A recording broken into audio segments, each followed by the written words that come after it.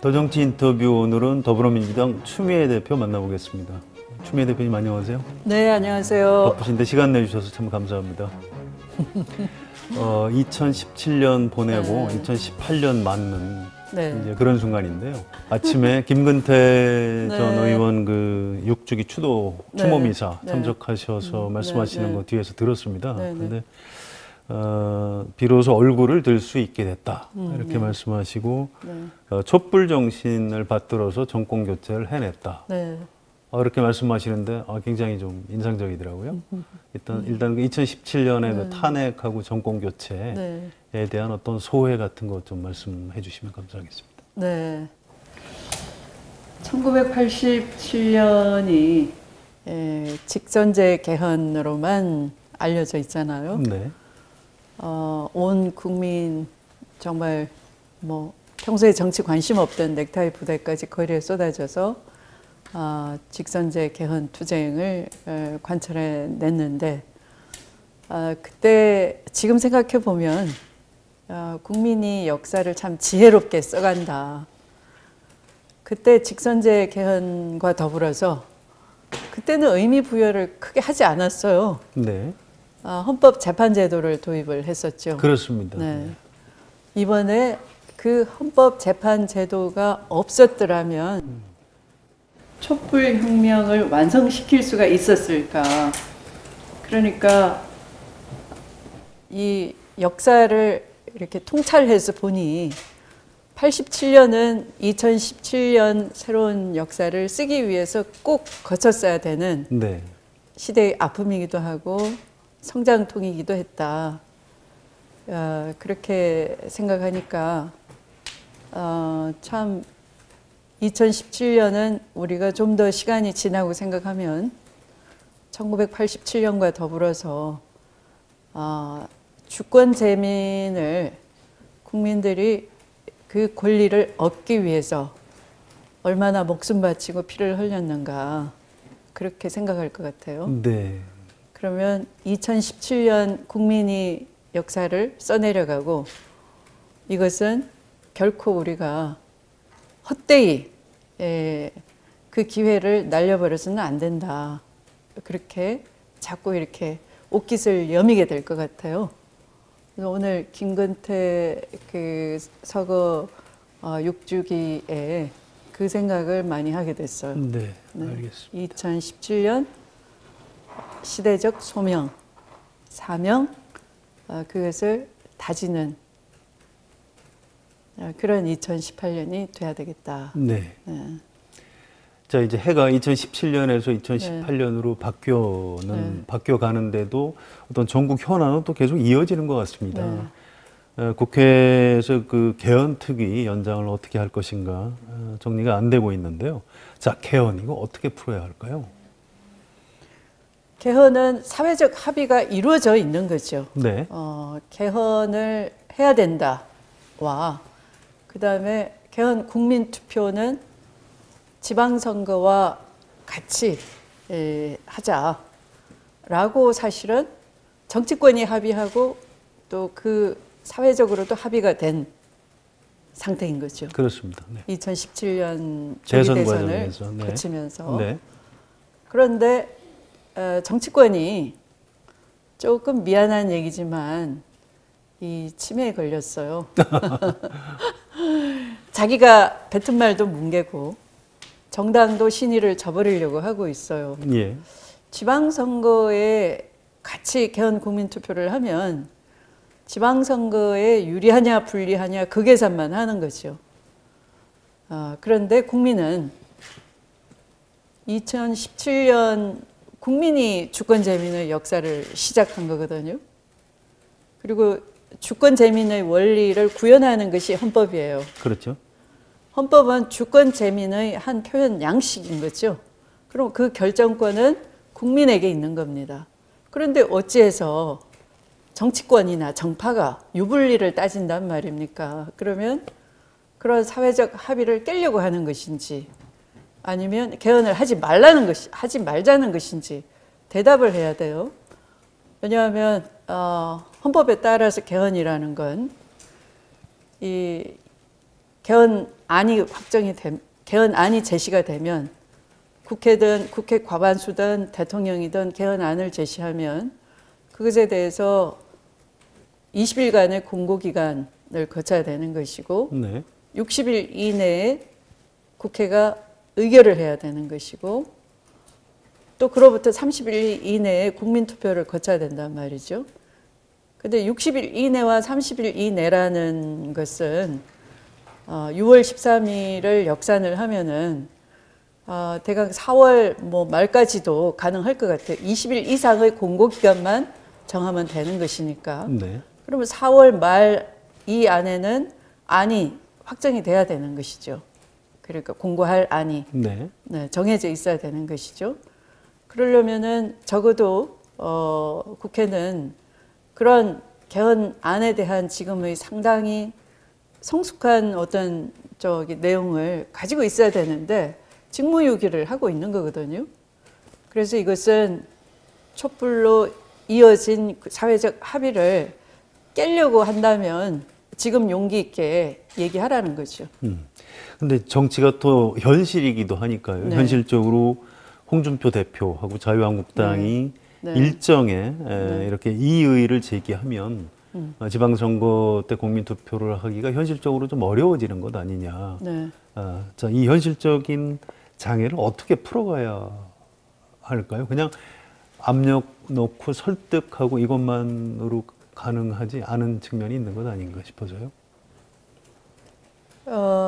촛불을 든 그 국민들이 탄핵을 할 수밖에 없다라고 네. 하고 그걸 받들 때의 국회는 300명 중에 234명, 78%란 말이죠. 네. 그것을 어느 누구도 그 대의에 거스를 수가 없었어요. 그러면 이 개헌에 대해서도 그 정치인 개인이 그런 고집을 부리면서 그런 78%의 대의를 저버릴 수 있는 것인지, 그럼 거기에 대한 논거가 있어야 되겠죠. 그래서 이것에 대해서 어느 정치인이 무슨 고집을 부리고 할 문제가 전혀 아니다라는 것이고요. 만약에 국회가 이런 그 정당을 이끌고 있는, 스스로 또 홍준표 대표는 당시에 이 사회적 합의에 같이 깃발을 든, 같이 약속을 했던 공당의 대선 후보이기도 하죠. 그렇죠. 네. 그러면 거기에 대해서 스스로 그 왜 논리를 바꿨는지 국민에게 이해가 되게끔 설명을 해야 되겠죠.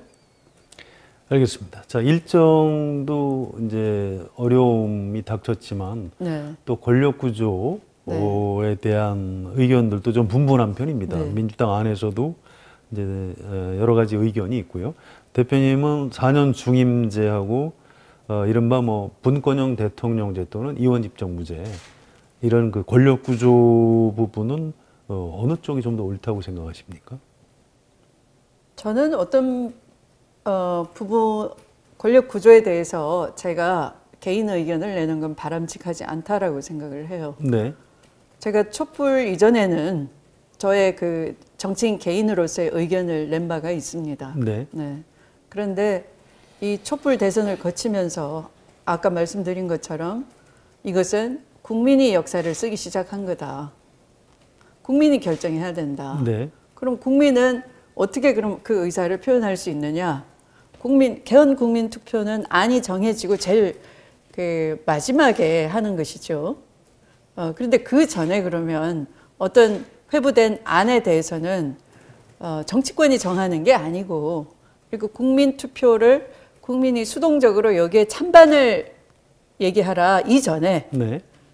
그거 통상적인 개헌 같으면 그렇게 했겠죠. 네. 종전의 직선제 개헌 같으면은 먼저 정치권이 안을 만들어 놓고 국민은 수동적으로 찬반 투표를 하는 거였죠. 그런데 지금 촛불을 거치면서 대한민국 역사는 촛불 이전과 이후가 저는 나누어진다고 생각해요. 그러면 이건 우리가 약속했던 적폐청산을 바탕으로 한 사회 대통합, 네. 뭐 이런 것이 남북 관계에도 투영이 돼야 되는 것이고, 이런 안목을 가진 그 헌법이 탄생을 하는 것인데, 그것은 비단 권력 구조뿐만 아니라 더 진보된 그 기본권, 네. 또 제가 이미 제시했던 토지 공개념의 포함, 뭐 이런 것들 다 녹여낸 주권재민의 헌법이 탄생될 텐데, 그 내용에 대한 결정권을 국민이 갖도록 정치권이 그 국민에게 길을 터줘야 된다는 것이에요. 네. 그래서 그것은 가만히 정치권이 뭉개고 있다가 6월 13일 국민투표에 붙이냐 안 붙이냐 그런 얘기만 하다가 내각제냐 무슨 뭐 이원 집정제냐 대통령제냐 뭐 중임제냐 그 얘기만 하고 있다가 허송세월 하면 안 되는 것이고,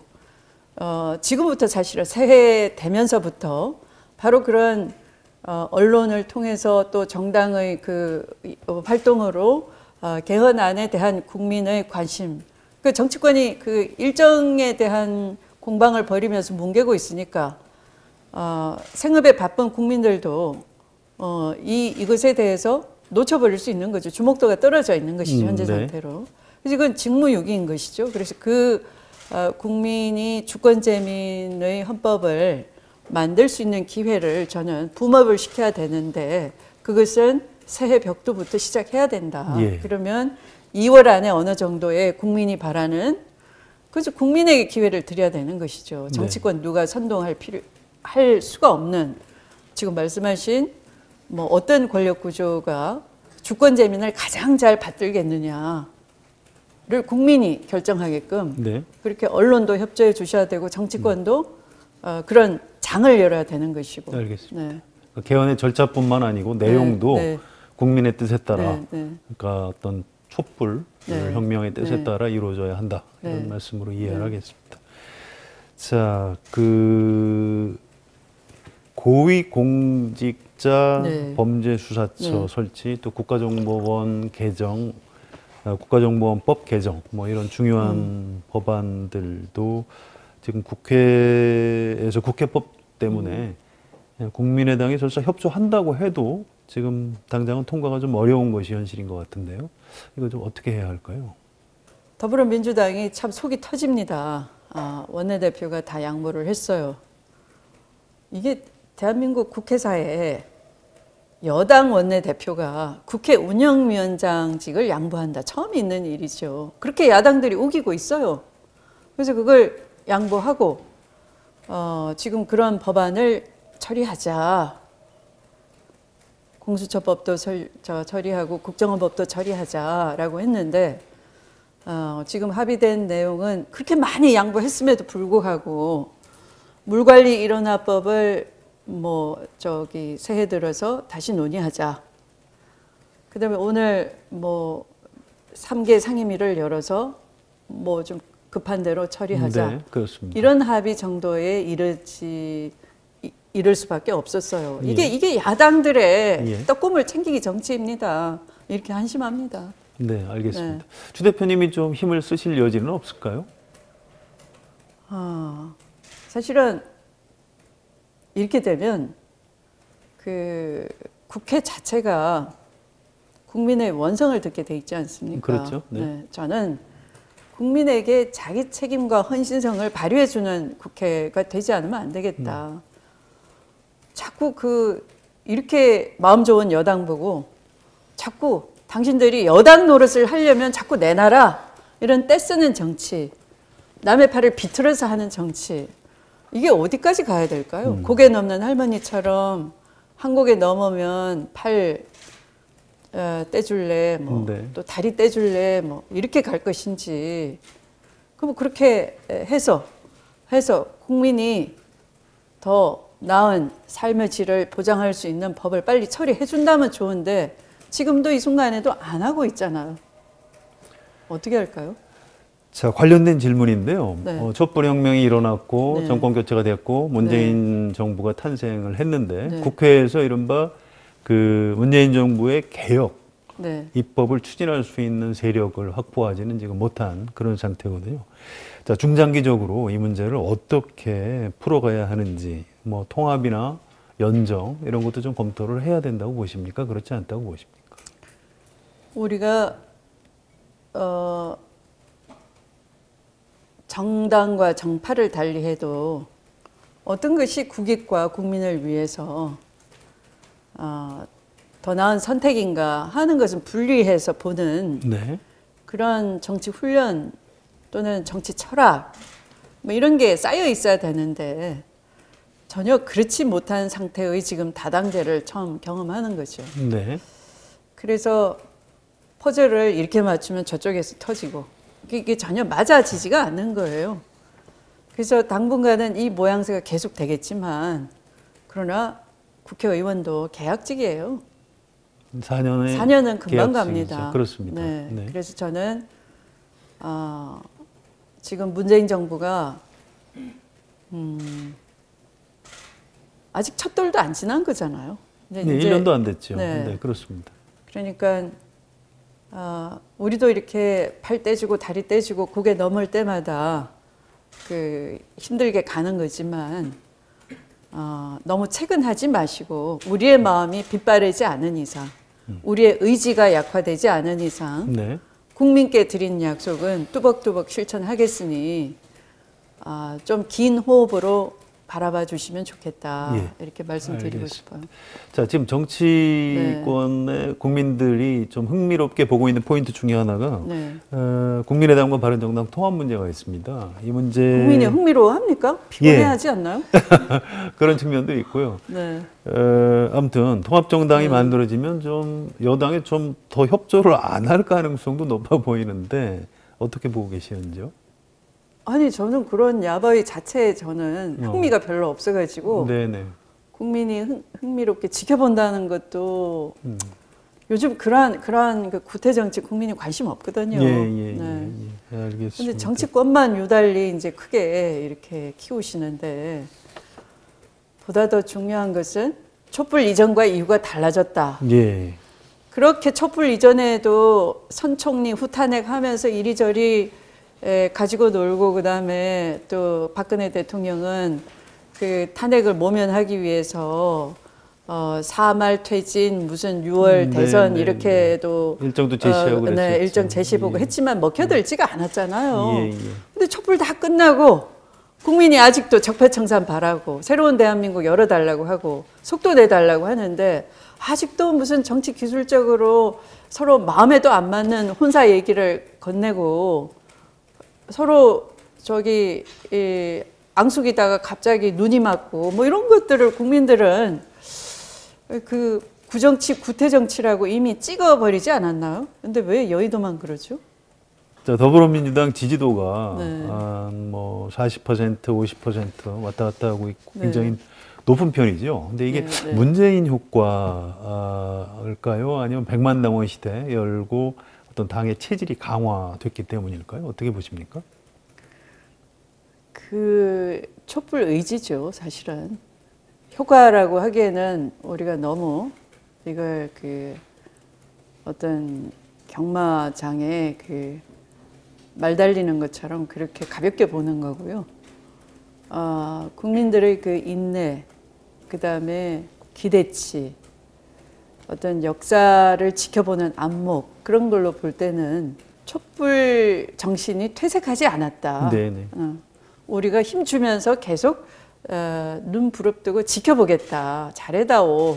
그런 거겠죠. 그래서 힘을 보태주는 거죠. 일부러 꾹 참고 뭐 엄청 잘해서가 아니라 잘하려고 하니 지금 질문 주신 것처럼 국회가 이걸 속도를 내줘야 되는데 회방 놓잖아요. 네, 잘 안 되고 속도가 잘 안 나가잖아요. 네. 국민들이 그걸 다 이해를 하고 있어요. 그래서 그냥 저 체력 잃지 말고 인내심 상실하지 마라. 우리가 뒤에 있지 않느냐. 국민이 뒤에 있다. 이렇게 그냥 힘을 받쳐주는 현상인 거죠. 네, 알겠습니다. 네. 민주당의 정당발전위원회가 대략 활동을 마무리한 것 같은데요. 혁신안 어떻게 뭐 높게 평가하십니까? 가장 중요한 성과 이런 걸 좀 든다면 뭐가 있을까요?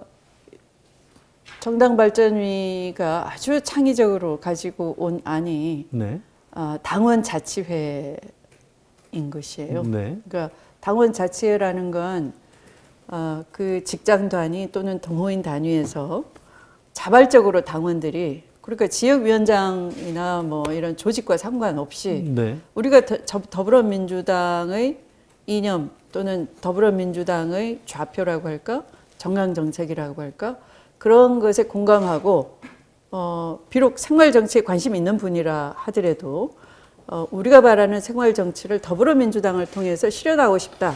그러면 이제 그런 분들이 자치조직을 만들 수가 있어요. 예. 그럼 그걸 뭐 가까운 시도당 또는 뭐 관할하는 지역위원회에 등록할 수 있고 네. 아니면 거기 못마땅하면 중앙당이 와서 바로 등록할 수도 있고 네. 그래서 또 그분들이 그 대의원도 선출할 수 있어요. 일정한 규모가 되면은 중앙당이 인정하는 그 비율에 따라서 중앙당의 전국 대의원의 일정한 비율만큼의 대의원을 또 뽑아서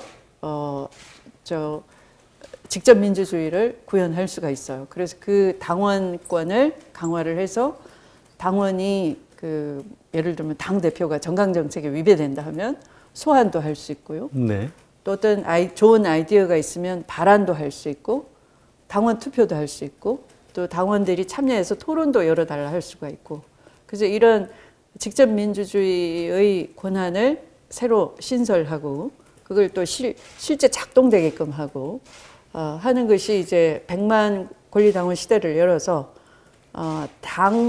당원이 주인이다. 그러니까 당권 그 재민이라고 할까요? 네. 이걸 실현하는 어떻게 보면 정당 역사상의 획기적인 일을 지금 하고 있는 거죠. 당원 당규에 이제 담아야 되겠죠. 그러네요. 네, 알겠습니다. 네. 그래서 조만간 예. 오늘 이제 최고위에서 의결이 돼서 네. 당무 회의를 통과시키고 중앙위를 열고 이렇게 하기로 돼 있습니다. 알겠습니다. 그 SNS를 활용한 뭐 정책이 굉장히 중요한 도구가 된 측면도 있고요. 또 지금 말씀하신 대로 당원들이 직접 참여할 수 있는 여러 가지 이제 통로도 생기고 있고. 그런데 이제 그렇게 직접 민주주의를 좀 강화하면서 여러 가지 정당이 활성화되는 그런 측면이 있으면서 또 대의민주주의라는 부분하고 이 직접 민주주의하고 좀 혹시 충돌을 일으키지 않을 거라고 걱정하는 분들도 있고 이 두 가지를 잘 조화시키는 지혜가 좀 필요한 것 아니냐 이런 의견을 내는 분들도 있는데 이 부분에 대해서는 혹시 어떻게 생각하십니까? 대의민주주의와 직접민주주의의 그 조화가 바로 지난 탄핵 때 있었거든요. 그렇죠. 탄핵 가결 시에. 네, 그렇습니다. 광장의 직접민주주의의 78%와 국회에서의 탄핵 가결한 78%가 정확하게 일치했어요. 네. 그래서 그 모습을 보고 더불어민주당은 그런 대의의 수준을 좀 높여야 되겠다. 그러니까 정당의 책임성을 좀 강화해야 되겠다. 또 동시에 직접민주주의를 그 당원을 많이 참여시켜서 당원 토론회를 통해서 그 직접민주주의의 의사를 수렴하고 그걸 우리가 반영하도록 해야 되겠다. 그래서 그것을 할 수 있는 시스템으로 우리는 플랫폼 정당을 약속했어요. 네. 그래서 오늘 통과시킨 정당발전 혁신위 안 중에 아주 중요한 것 중에 또 하나는 그 플랫폼 정당을 구동하기 위해서 미래부총장을 신설했어요. 이 미래부총장은 바로 그 플랫폼 정당을 구동시키고 직접민주주의를 당이 수렴해가지고 쌍방향의 소통이 되게끔 그래서 당원이 토론한 걸 직접 정책으로 실현하고 반영시키고 그 정책의 성과를 또 당원들에게 피드백을 해주고 그래서 그걸 하는 전담부총장을 신설을 했어요. 그리고 그게 이제 미래부총장이고요. 네.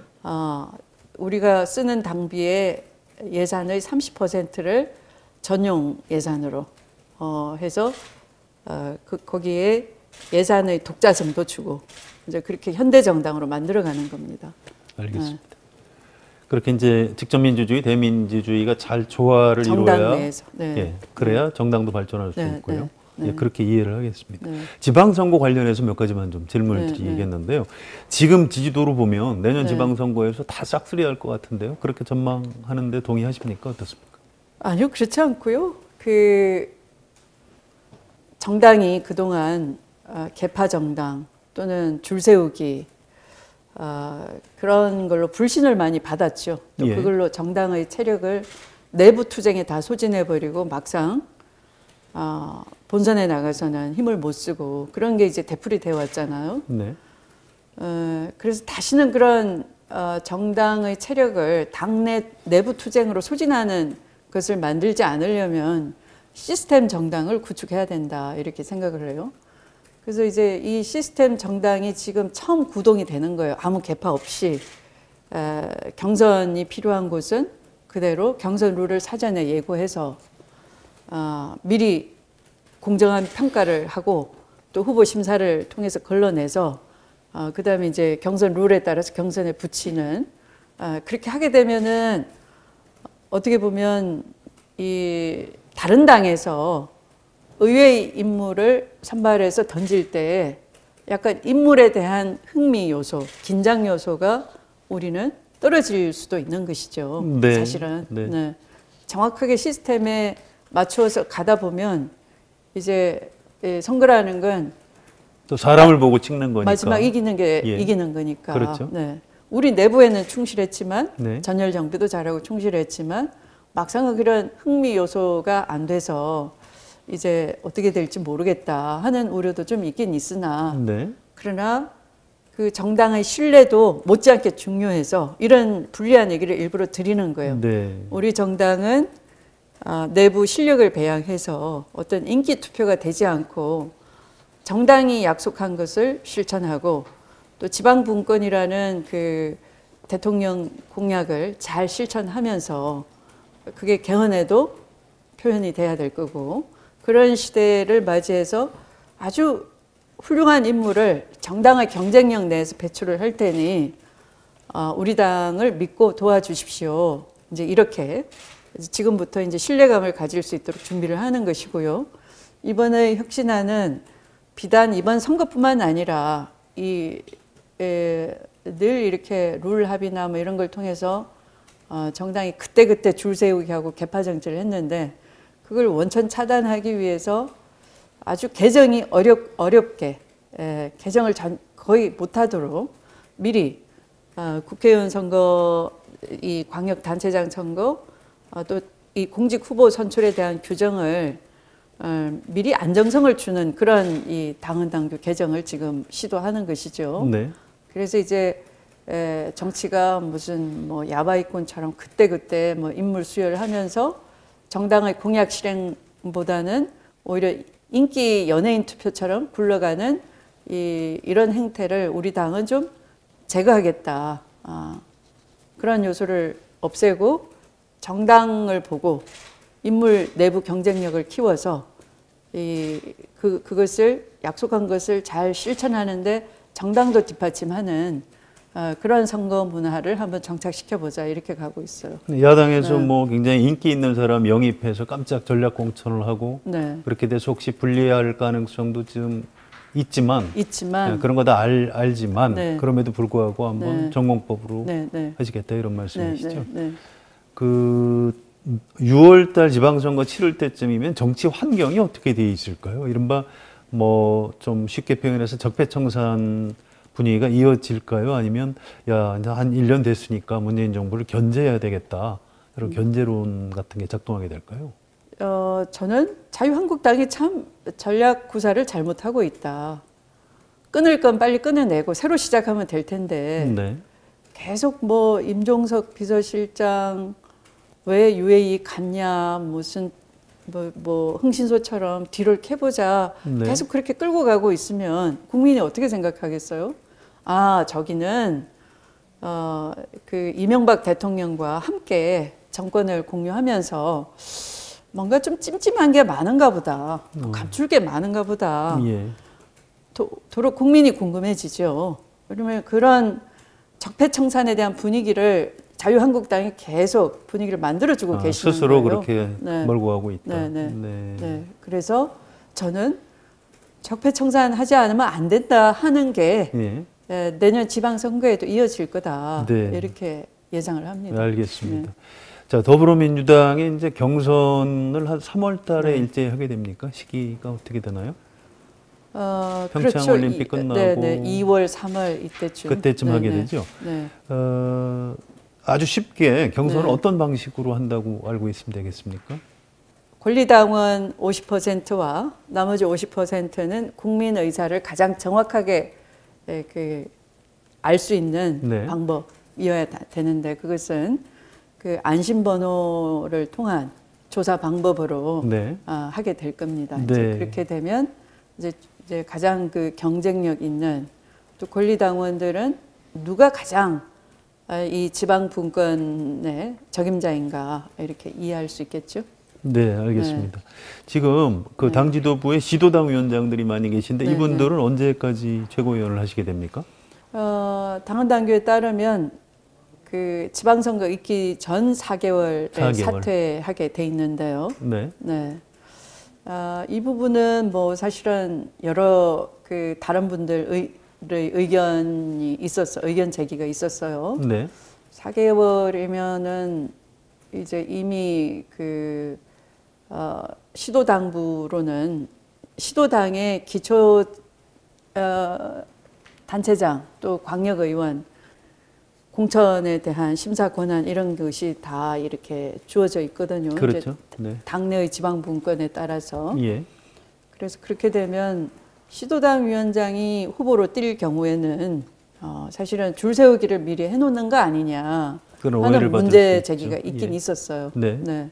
뭐 그럼에도 불구하고 공당으로서 의견을 수렴한 결과, 네. 이 최고위 논의 과정을 거친 결과 당헌 당규대로 한번 시행은 해보자 네. 이렇게 결론이 나 있어요. 그럼 4개월 전에 네, 네. 네. 바꾸는 걸로요. 네. 알겠습니다. 네. 자, 정책 관련해서 네. 이것도 사실 뭐 끝도 없습니다만 중요한 네. 거 한두 가지만 좀 여쭤보겠습니다.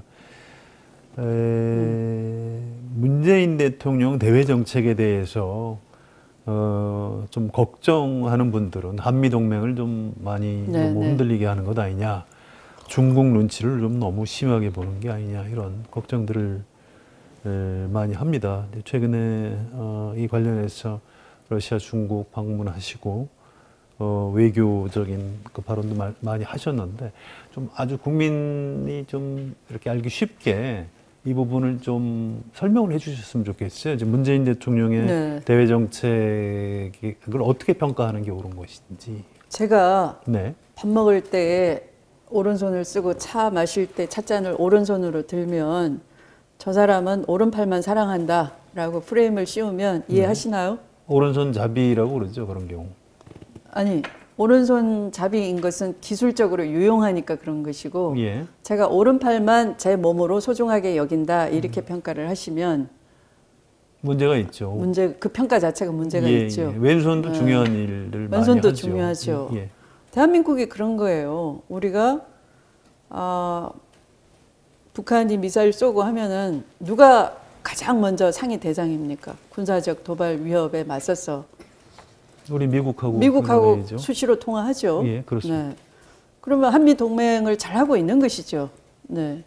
걱정 안 해도 된다 그 말씀이신 거죠. 네. 그러면 밥 먹을 때 오른팔을 쓰듯이 네. 북한이 위협하고 도발을 하면 우리는 한미 동맹을 잘 작동을 시키고 있는 것이죠. 네. 네.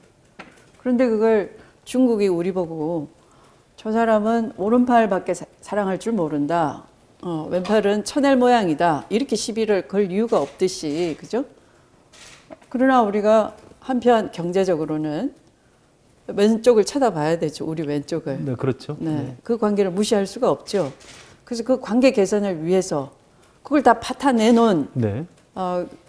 어떻게 보면 그 국정 관리를 엉터리로 했기 때문에 남북 관계를 파탄내고 개성공단을 그냥 어느 날 갑자기 아무런 정상적인 절차 거치지 않고 대통령이 개성공단에서 문 닫고 철수하라 이러니까 금방 철수에 불여서 남북 관계를 파탄시키고 사드에 대해서 이런 방법 없다가 어느 날 갑자기 사드 갖다 집어넣어라 이래서 대중국 관계를 파탄내고 이런 것을 복원을 시키려고 노력하는 대통령을 보고 그걸 4대를 한다 그러면 그게 맞는 얘기입니까?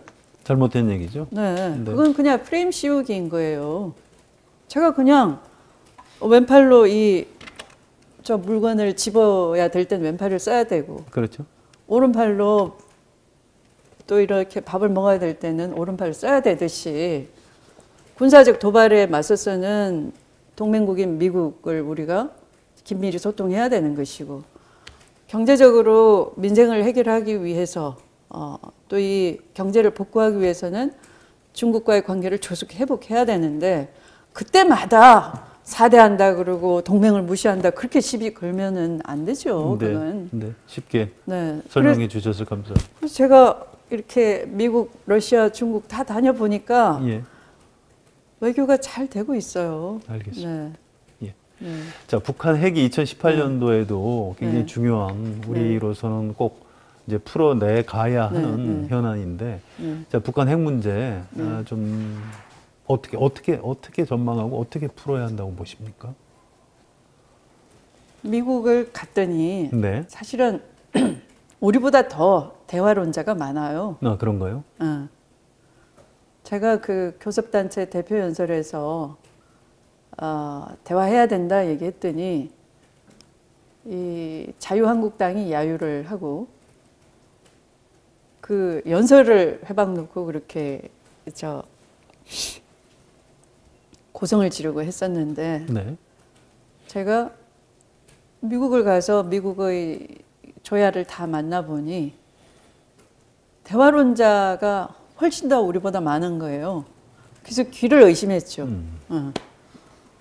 아니, 그 홍준표 대표가 그 미국 가서 전술핵 배치에 대해서 동의를 얻고 왔다 그랬는데, 봤더니 그것도 아니고 국내에 많이 지금 잘못 알려져 있는 거거든요. 미국에 대해서. 대화를 해야 된다. 예. 그리고 야구에 비유하면서 왜 그 홈런만 칠 생각을 하느냐. 도루도 해볼 수 있고, 네. 뭐 안타도 날릴 수 있고, 뭐 이렇게 하다 보면은 점수를 쌓아가는 것이고, 그러다 보면 이길 수도 있는 것이지, 야구 게임에서. 마찬가지로 한 방에 홈런 날리려고 자꾸 그러지 말아라. 그러니까 작은 대화, 또 그 대화의 영역, 접촉면도 뭐 이게 다양하게, 뭐 문화 교류도 좋고, 뭐 네. 스포츠 교류도 좋고, 뭐 역사적인 대화도 좋고, 뭐 해보다가 또 핵 문제도 얘기할 수 있는 것이지, 이 핵 문제만 가지고 대화하러 나와라, 그것도 다 손 놓고 나와라, 이렇게 하면은 대화가 되겠느냐, 네. 라고 하는 거죠. 자, 제가 중국을 갔어요. 중국의 전략가라고 하는 왕후닝이 이제 상무위원 2위, 서열 2위 상무위원이신데, 그분이 이제 베푸는 만찬이 있었어요. 근데 호스트는 그 테이블 중앙 안쪽에 앉고, 그 다음에 이제 가장 주요 내빈을 그 호스트의 반대편에 앉히는데, 그게 대한민국이에요. 저였어요. 네. 안 놀랍습니까? 놀랍네요. 네. 네. 그리고 제 옆에 미국 그 재무위원이 앉아 계셨어요. 파크 의원이라고. 이분이 이제 저한테 저 맞은편에 왕후닝 옆에 앉은 숭타오를 가르치면서, 저 친구가 최근에 북한을 갔다 왔는데 우리가 네. 좀 이따가 얘기를 좀 들어보자. 그런데 궁금하다. 대한민국은 어떻게 북한과 접촉을 하고 있느냐? 사무소가 있느냐? 대사관이 있느냐 물어요. 제가 없다. 그러면 사무소가 있느냐? 없다. 그러면 한 라인이 있느냐? 없다. 갑자기 제가 창피해지기 시작하는 네, 거예요. 그렇군요. 대화를 정말 해야 될 대한민국은 북한과 아무런 소통 수단이 없다를 쓰리노를 하고 나니까 제 얼굴이 빨개지는 거예요. 네. 그럼 너희는 어떻게 대화하고 있니? 확성기로 대화하고 있다. 라고 하니까 이분이 되게 웃는 거예요. 네, 네. 그리고 이제 제 앞에 이게 음식이 쌓여가니까 자기가 자꾸 질문해서 미안해서, 그럼 됐다, 밥 드세요. 식사하시라고요. 식사나 하세요. 네. 이게 대한민국입니다. 좀 슬프네요. 이래도 대화를 안 한다고 그렇게 해야 될까요? 우리 문제 어떻게? 그래서 그분이 그래요. 그러면 당신네들은 통일을 어떻게 할 건데? 참 답답했어요. 알겠습니다. 그러니까 북한 핵 문제도 그런 식으로 다방면에 단계적인 대화를 해 나가서 점수를 쌓아가는 방식으로 하다 보면은 핵 문제의 본질에도 접근할 수가 있다라는 거죠. 알겠습니다. 김대중, 노무현, 문재인 세 분 전 현직 대통령 이렇게 지켜보시고 정치를 함께 하셨는데 이분들의 어떤 리더십 같은 걸 어떻게 평가하십니까? 김대중 대통령은 그 약간 그랜드 캐년 같은 웅장해요. 예. 아주 멋진 비유십니다. 예. 그 노무현 대통령은 좀 찡해요. 찡하다는 게 무슨 말씀이시죠? 그분은 어떤 깊숙한 골짜기 같아요. 네. 그러니까 이제 그분이 다 보여주질 못하신 거잖아요. 그렇죠. 그래서 어떤 그 숨어 있는 골짜기 같이 이게 웅장하다기보다 이게 마음을 애잔하게 만드는 그런 분이죠. 근데 즉 우리 그 문재인 대통령은 지난 2012년 대선과 이번 대선을 거치면서 이 국민 마음을 읽어내는 기술이 아주 빠르신 것 같아요. 그러니까 읽어낼 필요 없이 이미 그분 마음이 국민 마음인 거예요. 그래서 저는 앞으로도 잘 하실 것 같다. 네. 알겠습니다. 자, 정치를 굉장히 오래 하셨는데요. 정치인 추미애의 어떤 목표점 같은 걸 어디로 설정하고 계십니까? 글쎄요. 조언을 좀 해주십시오. 그러면 질문을 좀 바꿔볼게요. 국민한테 아주 오래도록 어떤 정치인으로 좀 기억에 남고 싶으십니까? 저는 사실은 좀 색깔이 있다. 색깔이 있다. 색이 있다보다 깔이 있다. 깔. 색깔 중에 깔에 방점이 가 있어요.